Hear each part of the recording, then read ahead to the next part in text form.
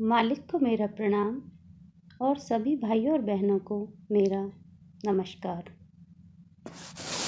आज हम मेरे गुरुदेव भाग 1 सद्गुरु का पाठ 1 पहली मुलाकात पढ़ेंगे। तलाश करने वालों के लिए प्रकाश स्तंभ हूँ मैं, ढूंढे जो दिल में मुझे उसका दर्पण हूँ मैं। दस्तक देने वाले के लिए द्वार हूँ मैं, दस्तक देने वाले के लिए द्वार हूँ मैं। अनंत के राही के लिए राह हूँ मैं। पहली मुलाकात सन 1964 की बात है। मार्च महीने के अंत में श्री वीर राघवन द्वारा मुझे मिशन में शामिल किया गया। वे उस समय मद्रास केंद्र के मुख्य प्रशिक्षक थे। इस महान संस्था में प्रवेश पाने से पहले मैंने इस संस्था का नाम तक नहीं सुना था। श्री वीर राघवन और मेरे पिताजी दोनों की होम्योपैथी में रुचि होने के कारण उनमें मित्रता हो गई। आमतौर पर मेरे लड़के के बीमार होने पर उसे देखने या इलाज के बारे में मशवरा देने में वे कभी कभी हमारे घर आया करते थे।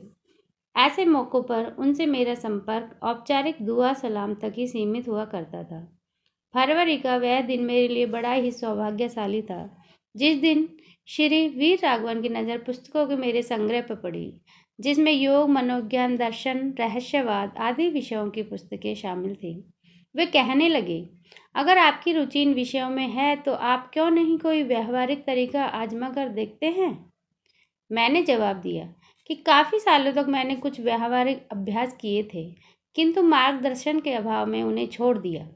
तब श्री वीर राघवन ने कहा, हमारी संस्था में कुछ लोग एक साथ बैठकर ध्यान करते हैं। अगर दिलचस्पी हो तो उसमें शामिल होकर आप हमारी पद्धति भी आजमा कर देखिए।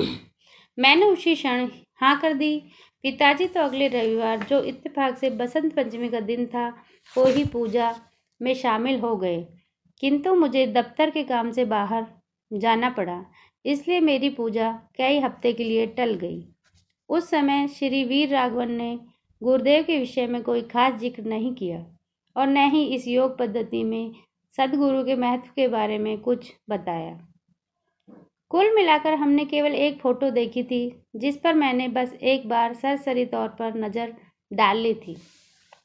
उसका मेरे ऊपर कोई खास असर नहीं पड़ा था। बस मन में एक विचार जरूर उठा, अच्छा तो ये ही वे सज्जन हैं जो अभ्यासियों का मार्गदर्शन करते हैं। चलो ठीक है। श्री वीर राघवन ने बताया कि शाहजहाँपुर के ये सज्जन पिछले साल आए थे, परंतु उस समय हमें इसकी जानकारी नहीं थी।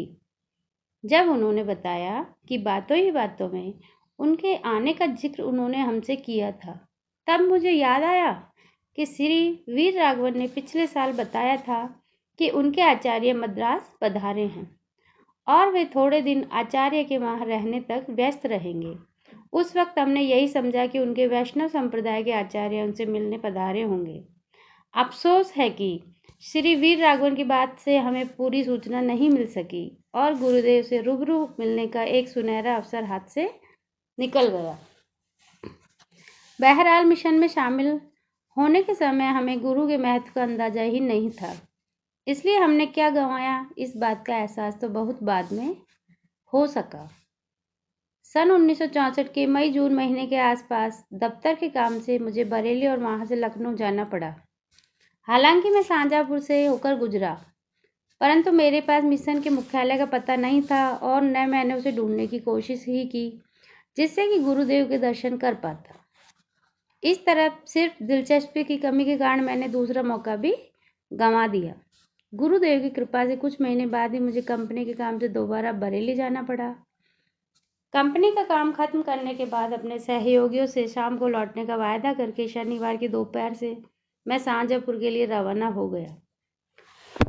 दोपहर में करीब 3 बजे मैं शाहजहाँपुर पहुंचा और एक चौराहे पर रुककर गुरुदेव के घर का रास्ता पूछने लगा। ड्यूटी पर तैनात पुलिस वाले ने मुझे करीब 100 गज दूर एक मिठाई की दुकान बताई। दुकान के मालिक ने आगे का रास्ता बता दिया और चंद मिनट बाद ही मैं गुरुदेव की हवेली के सामने खड़ा था, जिसे आमतौर पर आश्रम कहा जाता था। सब कुछ बड़ी आसानी से और बिना किसी परेशानी के हो गया। आश्रम के भीतर जाकर मैंने गुरुदेव से मिलने की अपनी इच्छा जाहिर की। मुझे बताया गया कि वे आराम कर रहे हैं, परंतु उनके आराम में खलल न पड़े, इस बात का ख्याल रखते हुए मैं उनके कमरे में जाकर बैठ सकता हूँ। मैंने देखा कि गुरुदेव एक चारपाई, जिसकी ऊंचाई बहुत कम थी, पर दीवार की तरफ मुंह करके लेटे हुए थे। उनकी पीठ मेरी ओर थी। मैं पहली बार गुरुदेव को देख रहा था। वे घुटने मोड़कर दाहिनी करवट लेटे हुए थे। वे बहुत ही छोटे और साधारण नजर आ रहे थे। मैं थोड़ा निराश सा हो गया। मुझे लगा, क्या यही शख्स मुझे लक्ष्य तक ले जाने वाले हैं? इन्हें तो शायद चलने फिरने में भी दूसरों की मदद की जरूरत पड़ती होगी। ऐसे में मेरी मदद भला ये क्या कर सकेंगे? करीब आधे घंटे तक ऐसे ही विचार मन में उठते रहे। यह कोई छिपाने वाली बात नहीं है कि मुझे बड़ी निराशा हो रही थी कि काश मैं इतनी दूर अकेले इनसे मिलने न आया होता तो अच्छा था। जैसे ही मैं इस निराशापूर्ण निष्कर्ष पर पहुंचा, अचानक उन्होंने मेरी तरफ करवट बदली। वे जगे हुए थे। मेरी नज़र उनके चेहरे पर पड़ी। वे मेरी और गौर से देख रहे थे, मानो मेरे अंतर में झांक रहे हों। मैं भी बेवकूफ़ की तरह शिष्टता से उन्हें घूरता रहा। फिर अपना परिचय देते हुए बताया कि मैं मद्रास केंद्र का अभ्यासी हूँ। खाट के किनारे को थामे अपने दोनों हाथों पर शरीर को टिकाकर तब वे उठे। उनका सिर और पीठ कुछ आगे की ओर झुके हुए थे। ऐसा लग रहा था मानो वे किसी आंतरिक विचार में मग्न हो। उनके चेहरे पर पूर्ण शांति छाई हुई थी और वे अपने आप में डूबे नजर आ रहे थे। थोड़ी देर बाद जब उन्होंने दोबारा मेरी तरफ नजरें उठाई, तब पहली बार मैंने उनकी ओर आंखें देखी। जीवन में इतनी गहरी आंखें मैंने पहले कभी नहीं देखी थी। अक्सर लोगों की आंखों के पीछे पर्दा सा दिखाई देता है, जिसके पीछे देखना संभव नहीं होता। कुछ आंखें तो बिल्कुल ठोस अपारदर्शी होती हैं, जिनमें पुतली की सतह से परे कुछ दिखता ही नहीं। परंतु गुरुदेव की आंखें पूरी तरह पारदर्शी हैं, जो मानो दूसरे लोग की राह का संकेत दे रही हों। गुरुदेव की आंखों में देखने पर ऐसा लगता है मानो हम बादलों से रहित विशाल नीले आकाश को देख रहे हों। हमारी दृष्टि उस अथाह अनंत के क्षेत्र के अंदर लगातार उतरती चली जाती है, मानो उनकी आंखों के भीतर सारा आकाश, सारी सृष्टि समा गई है। उनके देखने के अंदाज ने मेरा दिल जीत लिया। तब मुझे माता यशोदा द्वारा भगवान कृष्ण के बाल मुख में विश्व दर्शन की पौराणिक कथा की सच्चाई पर जरा भी संदेह नहीं रहा। मुझे उसी वक्त अपने अंतर्बोध से यह एहसास हो गया कि मुझे ऐसे सद्गुरु मिल गए हैं जो मुझे लक्ष्य तक पहुंचा सकते हैं।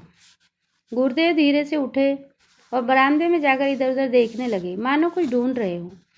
फिर मुझसे पूछा, आपका सामान कहाँ है? मैंने कहा, बाहर सड़क पर कार में मेरा बैग रखा है। मुझसे मेरा प्रोग्राम पूछे बिना ही उन्होंने तुरंत किसी को कार आश्रम के बाहर लीवर लाने के लिए भेज दिया और सूटकेस उतरवाकर अपने बगल वाले कमरे में रखने के लिए कहा। उनके आदेश का पालन किया गया और इस प्रकार उन्होंने खुद मेरा कार्यक्रम तय कर दिया। दूसरे आदमी को मेरे लिए चाय और नाश्ता लाने का आदेश देने के बाद वे अंदर डौड़ी वाले भवन में चले गए। बाद में मुझे पता चला कि वह उनके परिवार का निवास स्थान था। वहां से एक तौलिया लाकर उन्होंने कुएं के पास चबूतरे पर रख दिया। उन दिनों पानी का वही एकमात्र साधन था। कुएं पर एक हैंडपंप लगा हुआ था, जिसमें पानी खींचा जाता था। नल के नीचे बाल्टी रखकर वे उसे भरने लगे। पानी भरने के बाद वे आकर कुर्सी पर बैठ गए। फिर पहली बार मुस्कुराकर मुझसे बोले, पानी तैयार है, आप नहा लीजिए। पहले तो मैं यह सोचकर खुद पर झुंझला उठा कि मैंने ऐसे बुजुर्ग इंसान से, जो उम्र में मुझसे काफ़ी बड़े थे, अपने